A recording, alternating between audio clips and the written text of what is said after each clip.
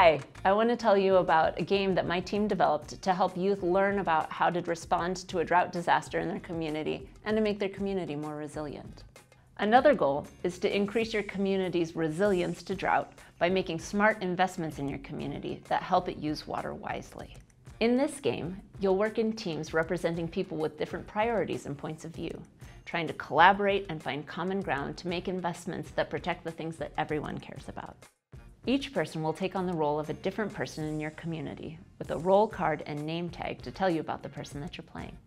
3 or 4 teams of players will work together, representing their different stakeholder roles, to invest 200 million credits in different education and infrastructure programs, things like building a new storage water facility.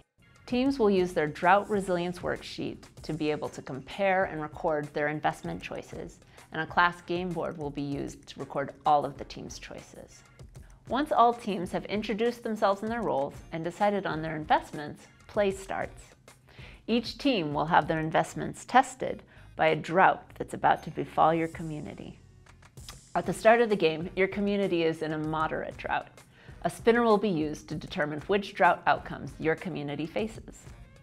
Each outcome has an investment that would protect your team against it. And if you made the investment that matches that outcome, you're protected. Otherwise, your team must remove water from their reservoir. Each team's reservoir is their way of tracking how much water they still have.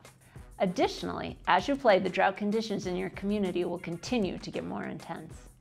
This is represented by moving from the initial moderate drought spinner to spinners representing more severe drought conditions. Many of the outcomes are the same as you change spinners, but the probabilities of those outcomes occurring shifts so that more severe outcomes like crop failure become more likely.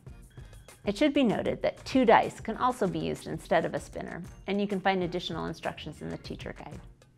As you continue to play, all teams will find themselves with less and less water in their reservoirs. If your team's reservoir reaches critical levels, you can answer water trivia questions to get water added back into your reservoir and continue playing. Play can end after any round, and the winning team is the one with the most water in their reservoir. Those are the basics of the game. Check out our instruction guide for more details, and we hope you enjoy playing.